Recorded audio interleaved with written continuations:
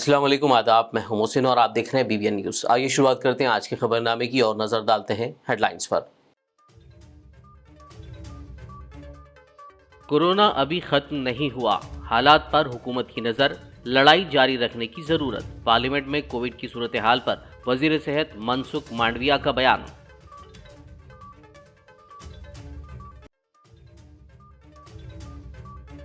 मुख्तलिफ ममालिक में कोरोना के बढ़ते मामलात। गांधी हॉस्पिटल के सुपरिटेंडेंट ने कहा, छोटे बच्चों, हामिला खवातीन और बुजुर्ग अफराद को एहतियात की जरूरत।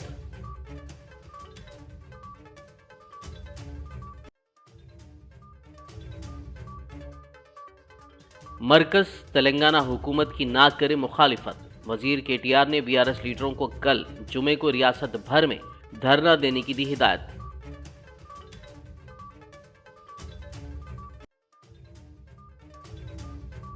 निजामाबाद में बीआरएस एमएलसी के कविता ने मरकज पर की जमकर तनकीद। बोली, हमें चौकीदार नहीं जिम्मेदार नेता की है जरूरत।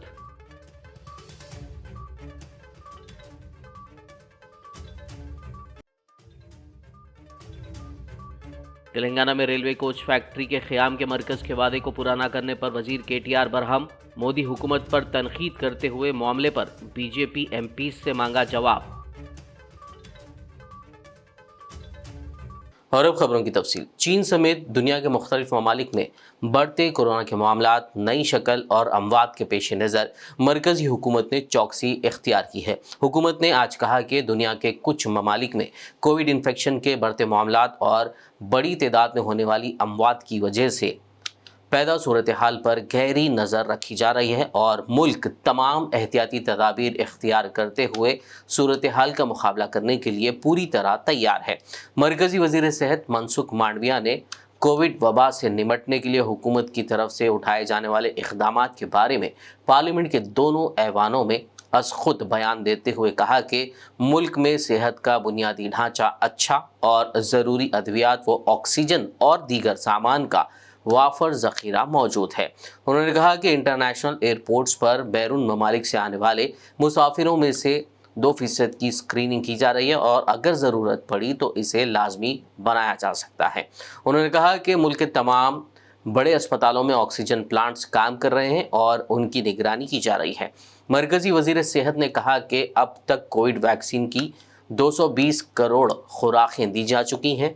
वज़ीर ने कहा कि नए साल और त्योहारों के पेश नज़र रियासतों को मशवरा दिया जाता है कि वो एहतियाती खुराक के बारे में बेदारी पैदा करने के साथ साथ लोगों को मास्क पहनने, सैनिटाइज़र का इस्तेमाल करने और समाजी फासला बरकरार रखने के बारे में आगाह करें।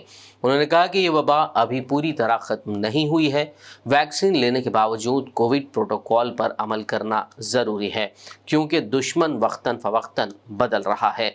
इसके खिलाफ मुसलसल जिद्दोजहद जारी रखने की ज़रूरत है।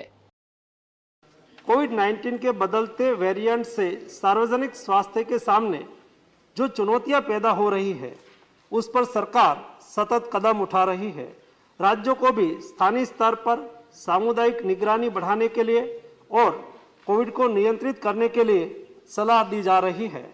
राज्यों को जीनोम सीक्वेंसिंग बढ़ाकर सभी पॉजिटिव केसों का जीनोम सीक्वेंसिंग करने की सलाह दी गई है, जिससे अगर देश में कोई नया वेरिएंट आता है तो समय से उनकी पहचान कर सार्वजनिक स्वास्थ्य के लिए कदम उठाया जा सके। आने वाले त्योहार और नए साल को ध्यान में रखते हुए राज्यों को सतर्क रहकर लोगों का मास्क पहनना, हैंड सैनिटाइज करना, रिस्पायरेटरी हाइजीन का ख्याल रखना और सामाजिक दूरी बनाए रखने की जागरूकता लानी चाहिए। राज्यों को कोविड वैक्सीन की प्रिकॉशन डोज बढ़ाने पर और लोगों को प्रिकॉशन डोज की अहमियत के प्रति जागरूकता लाने के लिए भी कदम उठाने चाहिए। अंतर्राष्ट्रीय हवाई अड्डों पर विदेश से आने वाले हवाई यात्रियों के 2% कोविड RT-PCR रैंडम सैंपलिंग भी की जा रही है। माननीय प्रधानमंत्री श्री नरेंद्र मोदी जी के समर्थ नेतृत्व में भारत पहले से ही अमल में test, track, treat, vaccine, COVID appropriate behaviour का पालन नीति के साथ कोविड मैनेजमेंट कर रही है। उसे आगे भी हम चालू रखेंगे। इस वैश्विक महामारी के नियंत्रण के लिए हम संकल्पित है और इसके लिए सभी आवश्यक कदम उठाए जा रहे हैं। मैं सदन के सभी सदस्यों से सरकार के इन प्रयासों में सहयोग चाहता हूं। सभी माननीय सदस्यों लोगों के बीच में जागरूकता लाए कि वैश्विक महामारी अभी पूरी तरह से खत्म नहीं हुई है और हमें कोविड वैक्सीन का प्रिकॉशन डोज लगाने के उपरांत सभी को सतर्क रहकर कोविड प्रोटोकॉल का पालन करना चाहिए। हमारे दुश्मन कोविड वायरस समय समय पर अपना स्वरूप बदल रहा है और हमें एक साथ मिलकर दृढ़ संकल्प के साथ उसके खिलाफ अपनी सामूहिक लड़ाई जारी रखने की लगातार जरूरत है। धन्यवाद। शहर हैदराबाद के गांधी हॉस्पिटल के सुपरिटेंडेंट डॉक्टर एम राजा राव ने कहा है कि मुख्तलिफ ममालिक में दोबारा कोरोना के केसेस में इजाफे के पेश नज़र मरकज की जानिब से रियासतों को चौकन्ना किया गया है। उन्होंने कहा कि चीन, जापान, अमेरिका और कोरिया जैसे ममालिक में एक बार फिर कोरोना की वबा फूट पड़ी है। एक मरतबा फिर वायरस के हमले का इम्कान है, इसीलिए आवाम चौकस रहे। ख़ास तौर पर छोटे बच्चों, हामिला ख़वातीन और बुजुर्गों से उन्होंने एहतियात की ख्वाहिश की है। राजा राव ने कहा कि गुर्दे के अमराज से मुतासिर अफराद, अस्थमा के मरीज, जिगर और क़ल्ब के आरिज़े से काफ़ी अरसे से मुतासिर अफराद के साथ साथ कैंसर से मुतासिर अफराद के वायरस से मुतासिर होने का ख़दशा है। राजा राव ने तमाम से घरों से निकलते वक्त मास्क लगाने की भी ख्वाहिश की है। మన పక్క దేశాల్లో కేసులు పెరుగుతున్నాయి. సో మన దేశంలో కూడా కేసులు వస్తాయా, పెరుగుతాయా, ఫోర్త్ వేవ్ వస్తుందా అంటానికి అట్లా ఇప్పుడే చెప్పడానికి ఏమి ఉండదు, కానీ అప్రమత్తంగా ఉండవలసిన అవసరం ఉంది. మామూలుగా కోవిడే కాకపోవచ్చు, ఏ రెస్పిరేటరీ వైరస్ అయినా కానీ, ఇన్ఫ్లుయెంజా వైరస్ కావచ్చు, లేకపోతే ఈ స్వైన్ ఫ్లూ వైరస్ కావచ్చు, ఇంకా వేరే రెస్పిరేటరీ వైరసెస్ చాలా ఉంటాయి. సో ఎవరికైనా కానీ దగ్గు, జలుబు, జ్వరము ఇలాంటివి ఉంటే వాళ్ళు ఐసోలేట్ కావటము, వాళ్ళు మాస్క్ పెట్టుకుంటే వేరే వాళ్ళకి స్ప్రెడ్ కాకుండా ఉంటుంది. बीआरएस पार्टी के कारगुजार सदर व तेलंगाना के वजीर इंफॉर्मेशन टेक्नोलॉजी के तारक रामा राव ने मरकजी हुकूमत पर इल्ज़ाम लगाया है कि वो किसानों की जानिब से तमानियत रोज़गार स्कीम के हिस्से के तौर पर बनाए गए फसलों के खुश्क करने के लिए शेड्स के खिलाफ साजिश कर रही है। उन्होंने पार्टी लीडरों को हिदायत दी कि वो कल जुमे को तमाम ज़िले मुस्तक़रों में धरना दें, क्योंकि मरकज़ी हुकूमत किसानों के मफादात के ख़िलाफ़ काम कर रही है और रियासत के ख़िलाफ़ झूठा प्रोपेगेंडा कर रही है।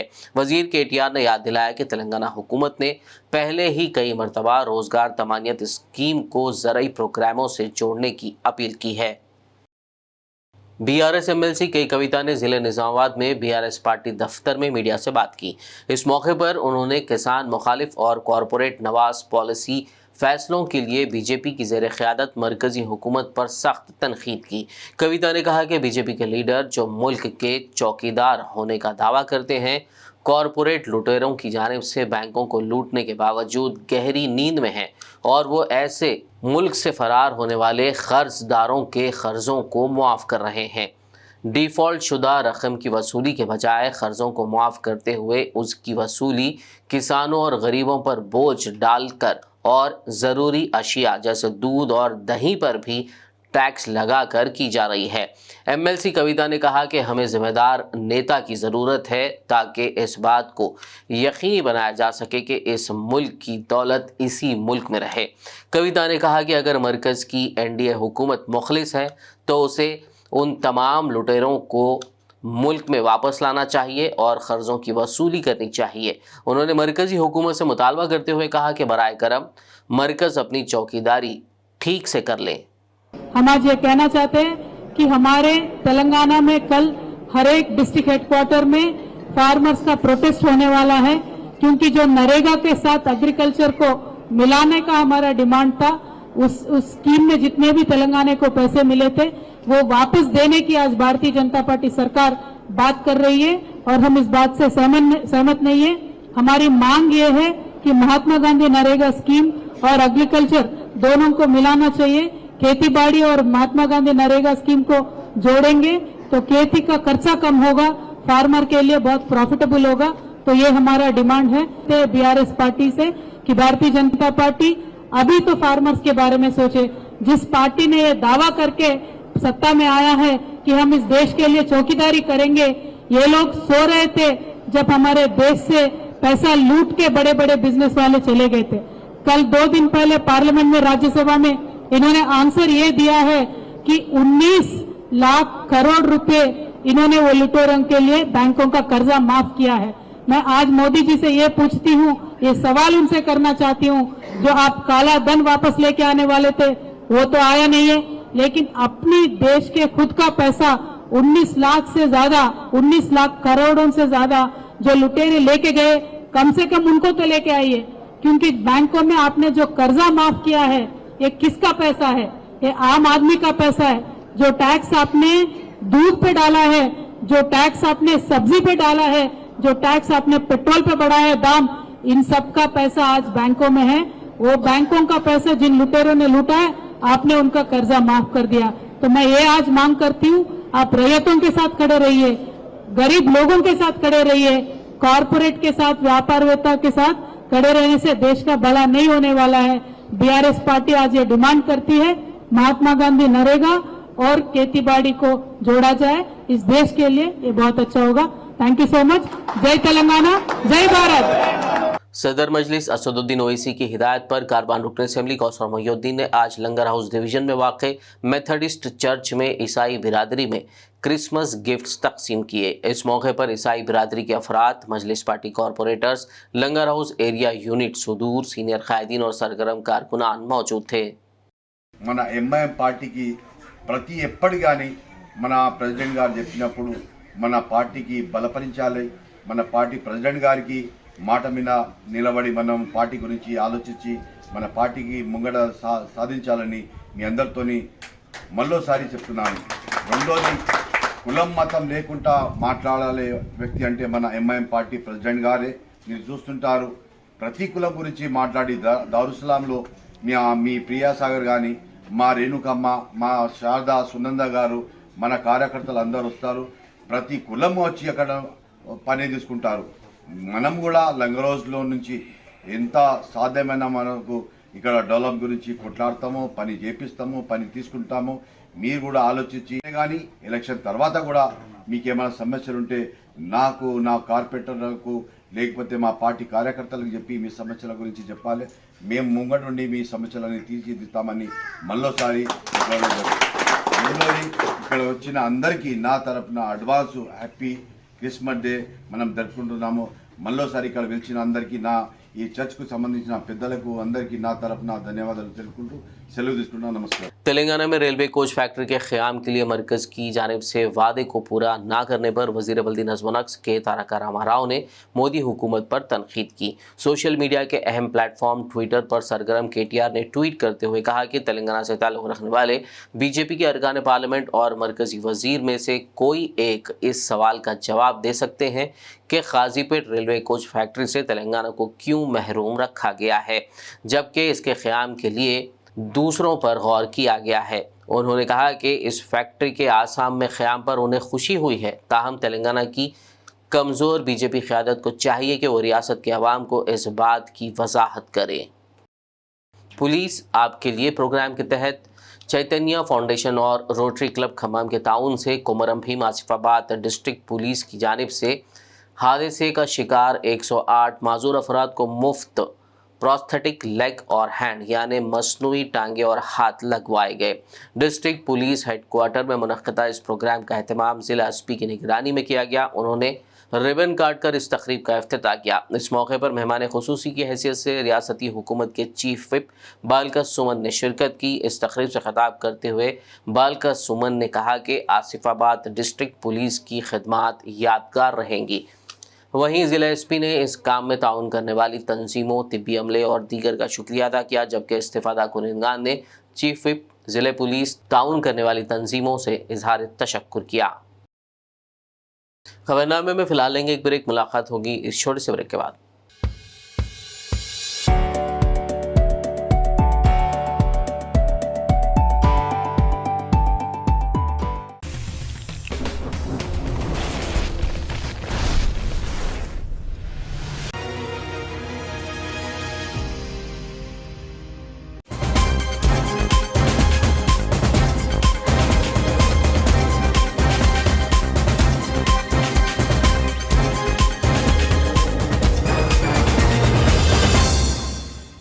ब्रेक के बाद खबरनामे में आपका दोबारा खैर मकदम है। आइए बढ़ते मजीद खबरों की जानिब। तेलंगाना के शहर कागज नगर के मसरूफ गांधी पार्क इलाके में गैर कानूनी तामीरात को आज कागज नगर सदर नशीन बल्दिया सद्दाम हुसैन और बल्दिया कमिश्नर अंजया की निगरानी में मुनसिपल हुक्काम ने मुनहदिम कर दिया। बताया जा रहा है कि कागज नगर के एक ताजिर ने कुछ दिन कबल जाली पेपर तैयार करके मज़कूरा अराजी पर तामीराती काम शुरू किया था और कब्जा करने की कोशिश की थी। कागज नगर क्लॉथ मर्चेंट्स एसोसिएशन की कंप्लेंट पर यह कार्रवाई अंजाम दी गई।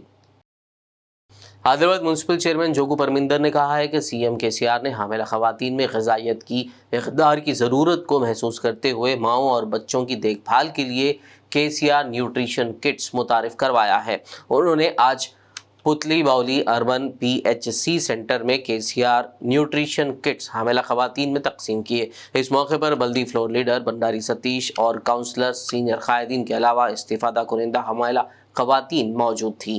మనకి ఏదైతే ఈ మన అర్బన్ హెల్త్ సెంటర్స్ ఉంటాయో అక్కడ కానీ మనకు ఉన్నటువంటి మండల్ PHC సెంటర్లో కానీ తర్వాత రెండో కిట్ మనకు ఉన్నటువంటి రిమ్స్లో మనకి ఇవ్వడం జరుగుతుంది। కాబట్టి మరి దీన్ని ఏదైతే తీసుకుపోయి ఏదైతే మన దగ్గర ఏదైతే మన భార్య మన భర్తలకు కానీ మన ఏదైతే పెద్ద కొడుకు ఉంటే పెద్ద కొడుకు పిల్లలకు కానీ తినిపించకుండా ఎవరైతే బాలింతలు ఉంటారో వారే తిని మీరు ఆరోగ్యంగా ఉంటేనే మనకు ఏదైతే మనకు పుడతారో బాలిక కానీ బాలుడు కానీ మరి వాళ్ళ ఆరోగ్యవంతంగా ఉంటాడు। కాబట్టి మరి దాన్ని దృష్టిలో ఉంచుకొని మన ప్రభుత్వం మరి దేశంలో ఇలా ఎవరు ఆలోచించలేదు।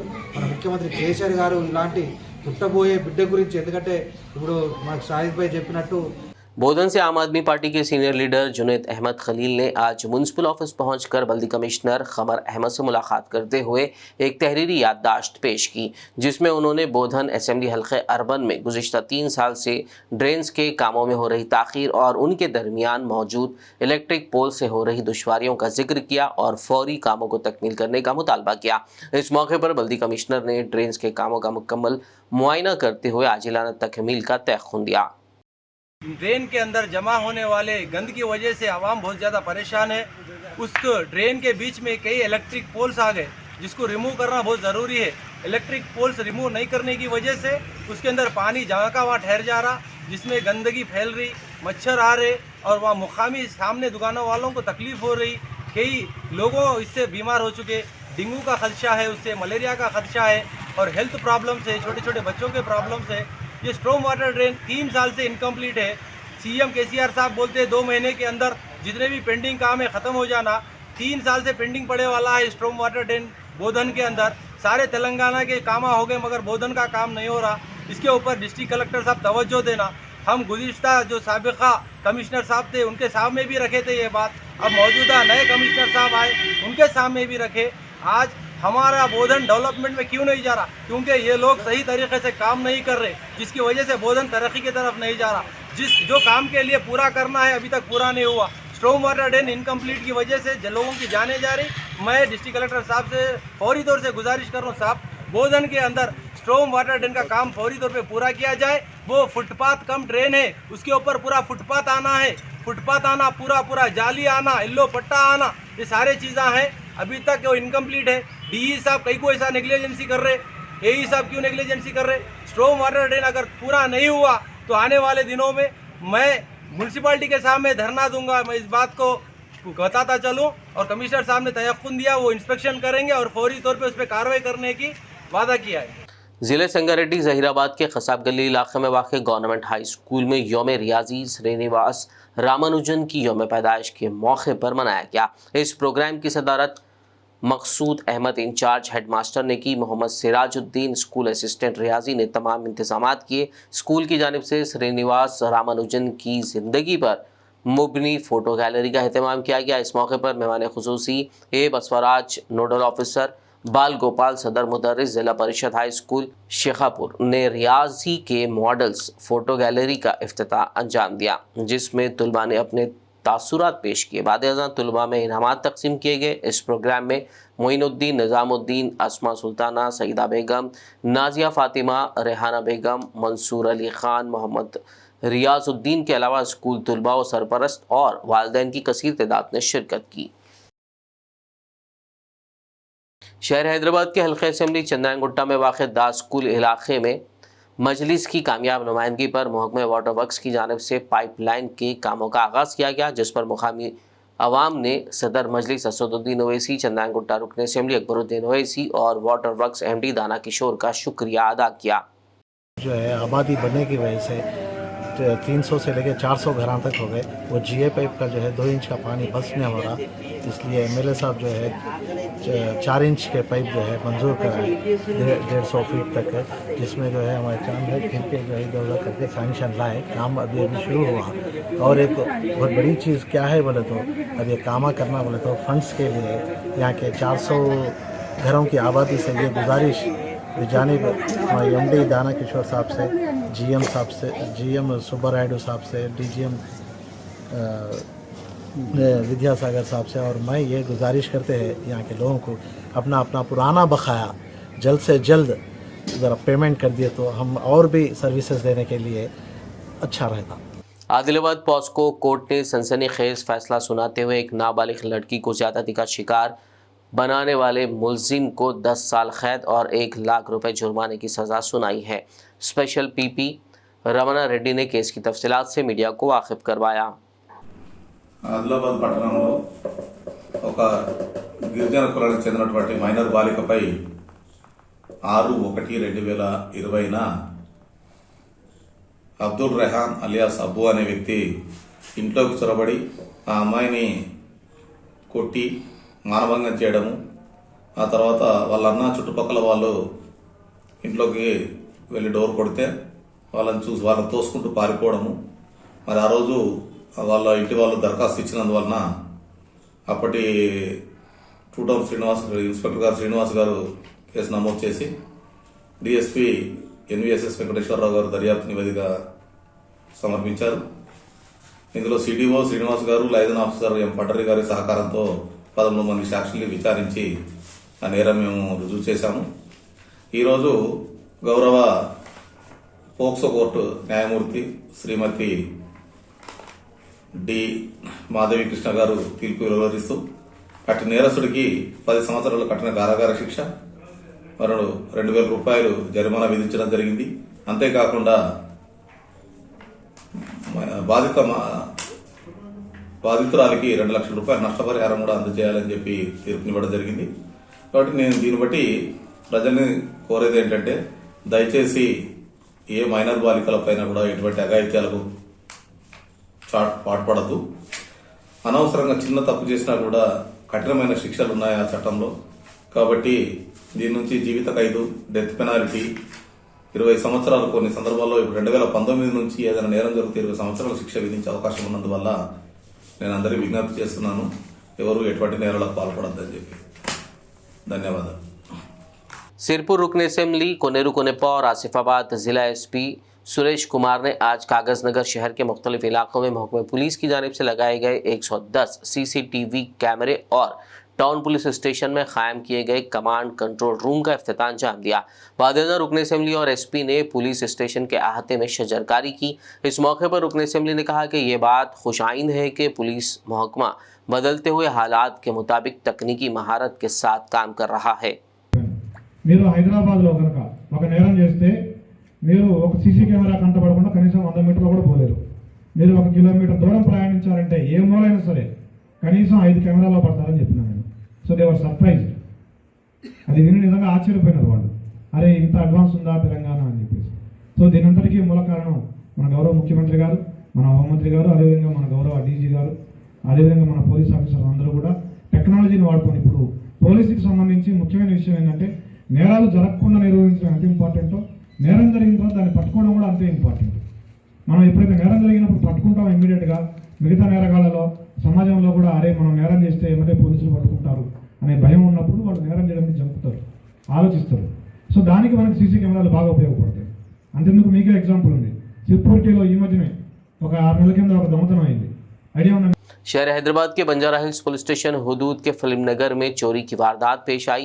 पवन कुमार नामी शख्स समंता डायमंड्स के नाम से दुकान चलाता है। वो ग्राहकों से ऑर्डर लेते हुए और फिर गुजरात के सूरत से सोने का खाम माल लाकर जेवरात तैयार करता है। बताया जा रहा है कि पवन ने मंगल को लॉकर में जेवरात और हीरे रखे थे।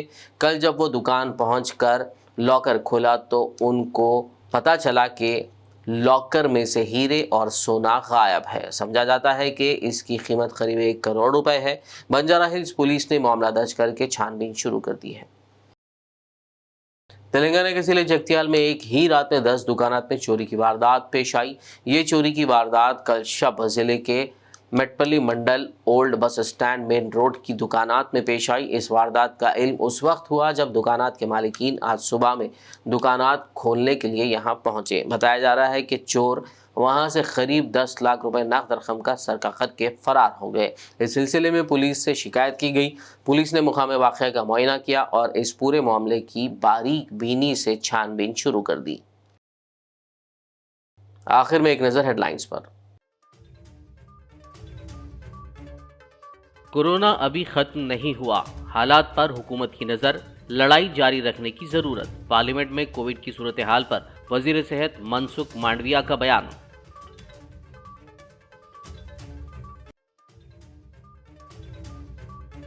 मुख्तलिफ ममालिक में कोरोना के बढ़ते मामलात। गांधी हॉस्पिटल के सुपरिटेंडेंट ने कहा, छोटे बच्चों, हामिला खवातीन और बुजुर्ग अफराद को एहतियात की जरूरत।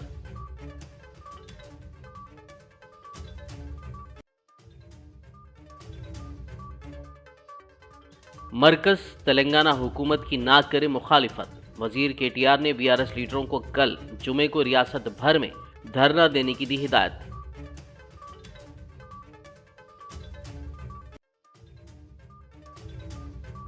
निजामाबाद में बीआरएस एमएलसी के कविता ने मरकज पर की जमकर तनकीद। बोली, हमें चौकीदार नहीं जिम्मेदार नेता की है जरूरत।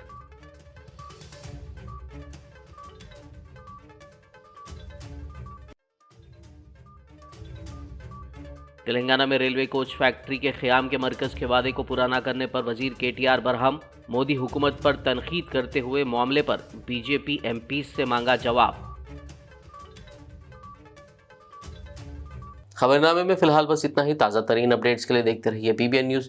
यूट्यूब और फेसबुक पर मौजूद हमारे वीडियोस को लाइक और शेयर ज़रूर कीजिए। बीबीएन चैनल के व्यूअर्स के लिए एक अहम इत्तला। अब बीबीएन चैनल का टेलीकास्ट भारत भर में हो रहा है। हमारे व्यूअर्स भारत में कहीं भी टीवी पर अब बीबीएन चैनल देख सकते हैं। स्क्रीन पर बीबीएन चैनल की टेलीकास्ट डिटेल्स दस्तयाब हैं। इसके अलावा भारत भर में किसी भी एरिया में अगर आप बीबीएन चैनल देखना चाहते हैं तो आप अपने केबल ऑपरेटर को इसके लिए कह सकते हैं। आपकी डिमांड पर वो ज़रूर बीबीएन चैनल टेलीकास्ट करेंगे, क्योंकि बीबीएन एक फ्री टू एयर चैनल है। इसके लिए आपको सिर्फ हमारे दिए गए नंबर पर केबल ऑपरेटर से कॉल या व्हाट्सएप पर मैसेज करवाना है। हम आपके केबल ऑपरेटर तक बीबीएन चैनल पहुंचा देंगे, जिससे वो आपके एरिया में टेलीकास्ट कर सकते हैं। इसके लिए चैनल की हमारी पूरी टीम लगातार काम कर रही है ताकि आप तक बीबीएन चैनल को पहुंचाया जाए। इसके अलावा बीबीएन चैनल को भारत भर में रिपोर्टर्स की ज़रूरत है। अगर आप सहाफ़ी हैं और बीबीएन चैनल से जुड़ना चाहते हैं तो आप भी दिए गए नंबर पर रब्त कर सकते हैं।